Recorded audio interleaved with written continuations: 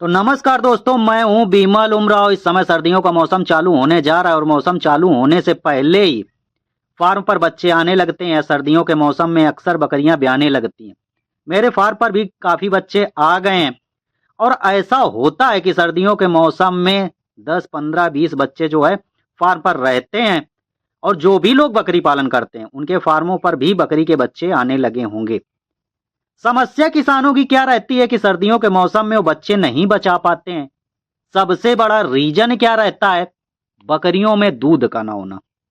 देखिए, यदि सर्दियों में आपको बकरी के बच्चे बचाने हैं तो बकरियों में भरपूर दूध लाना होगा। अब दूध आएगा कैसे? यदि आप डाइट अच्छी देते हो, देखो सबसे पहली चीज रहती है कि ऐसी बकरी का आपका चयन करना है। यदि आप फार्मिंग करते हो कि वो दूध वाली बकरी हो, उसकी माँ दूध वाली रही हो, या उस आप जहां से लेते हो उसका अडर वगैरह देखकर ही लेना है। यदि दूध भरपूर रहेगा तो बच्चे बचेंगे। आप सोचो कि बाहर का दूध पिला के हम बच्चे पाल लेंगे सर्दियों के मौसम में, तो ऐसा संभव नहीं होता है। यही रीजन रहता है कि बच्चे ज्यादा बीमार होते हैं। यदि दूध अच्छे से बच्चा पीता है, दूध पिएगा, तो कभी भी उसका टेम्परेचर डाउन नहीं जाएगा। डाउन टेम्परेचर किनका जाता है? जिनको बहुत अधिक सर्दी लग गई, सर्दी लगने की वजह से दूध नहीं पी रहे, या जिन बकरियों में दूध कम है, बच्चे कमजोर हैं, तो उनको सर्दी भी जल्दी लगती है। तो बकरियों का दूध कैसे बढ़ाएं? तो इसके लिए आप सर्दियों के मौसम में बाजरा जो है उबाल कर दे सकते हो। उससे दूध काफी हद तक बढ़ता है। यदि बकरी उबाला हुआ बाजरा नहीं खाती है तो आप ग्रेन्स खड़ा यूज कर सकते हो। और अभी चूंकि सर्दी का मौसम स्टार्टिंग हो रहा है, अभी तो मेरा जौ चल रहा है, और जो बकरियां ब्याती हैं उनकी आप डाइट बढ़ाओगे, दाना उनको एक्स्ट्रा आपको देना ही होगा। तो कुछ दाना एक्स्ट्रा हम खिलाते हैं। देखो, सभी बकरियों को जो दाना दिया वो दिया, बाड़े में देते हैं, सबको एक साथ दे दिया। 100 ग्राम 50 ग्राम के वो अपनी लागत के हिसाब से देते हैं, कितना हमको लागत लगाना है, कितने का जानवर हमारा बिकेगा, या जो कमजोर है उसको अधिक देते हैं, जो सही है उसको कम देते हैं। चारे के ऊपर भी डिपेंड करता है। यदि आपके पास 4-5 तरीके के 5-6 तरीके के चारे हैं तो आप दाने की मात्रा कम कर सकते हो। यदि चारे कम है या मौसम बदलता है तो चारा भी खत्म होने लगता है। चारा आप इस समय जैसे देख सकते हैं, बरसीम वगैरह बोने का समय आ गया है, तो इस समय चारे बोए जाएंगे, चारे की मात्रा कुछ कम है। तो इस समय जो बकरियां बच्चा दे चुकी हैं उनकी डाइट आपको बढ़ानी होगी। तो अलग से आपको 200 ग्राम 250 ग्राम 300 ग्राम 400 ग्राम दाना देना है। बकरी के हिसाब से भी आपको देना है। एकदम से दाना बकरियों को नहीं देना है, धीरे धीरे आप बढ़ाओगे। दाना आप अच्छा दोगे तो बकरी में दूध आएगा। यदि दूध देने वाली बकरी है तो दूध आएगा।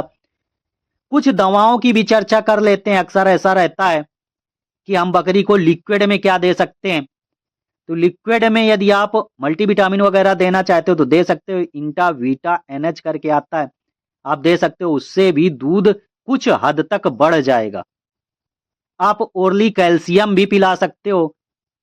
10 से 20 ml कैल्शियम आप पर डे बकरी को चारा खिलाने के बाद या दाना खिलाने के बाद दे सकते हो। खाली पेट बकरियों को कैल्शियम नहीं देना है।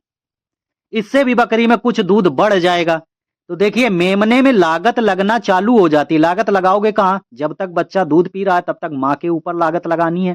यदि माँ के ऊपर लागत आप लगाओगे तो दूध अच्छा आएगा, प्लस बकरी जो है हेल्थी बनी रहेगी। क्योंकि जब बकरी बच्चा दे देती है इसके बाद अक्सर देखते हैं बकरी कमजोर होने लगती है। रीजन यही रहता है कि मेमना दूध पीने लगता है, जो भी उसके शरीर में एनर्जी रहती है वो दूध के रूप में बाहर निकलना चालू हो जाती है, जिसकी वजह से जो उसका फैट रहता है वो भी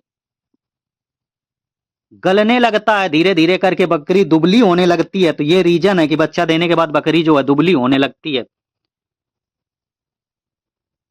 तो जैसा मैंने आपको बताया कि आप दाने की मात्रा बढ़ाओगे, यदि दाना भरपूर दोगे तो बकरी में दूध आएगा, और दूध अच्छा आएगा तो मेमना आप जाड़े में पाल लोगे। अब थोड़ा सा चर्चा रख रखाव पर भी कर लेते हैं। मेमने के रख रखाव भी बेहद जरूरी है। आपको सर्दी मेमने को लगने नहीं देनी है। टोकरी वगैरह रखनी है, किस तरह से ढक के रखना है, इस पर मैंने बहुत सारे डिटेल से वीडियो बनाए हैं। बकरी के बच्चे बोरों पर पेशाब ना करें, रात में कैसे बंद करना है, ये सारी चीजें अक्सर मैं जानकारी देता रहता हूं। तो यदि आप चैनल पर पहली बार आए हैं, चैनल से नहीं जुड़े हुए हैं, तो सब्सक्राइब कर लीजिए। यहाँ गोट फार्मिंग से रिलेटेड A to Z जानकारियां मिलती रहती हैं। जानकारी आपको कैसी लगी आप कमेंट करके बता सकते हैं, और मिलते हैं फिर किसी और वीडियो में। तब तक आप सभी लोगों से विदा लेते हैं। Bye bye, have good day, thank you.